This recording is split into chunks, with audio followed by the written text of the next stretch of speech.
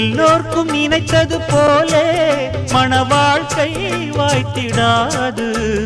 எப்போதும் ஒருவனை எண்ணி தவித்தேன், இப்போது நான் அதை கண்டுபிடித்தேன். கெட்டி மேளம் கேட்கும் நேரம் கூட மாமனோட.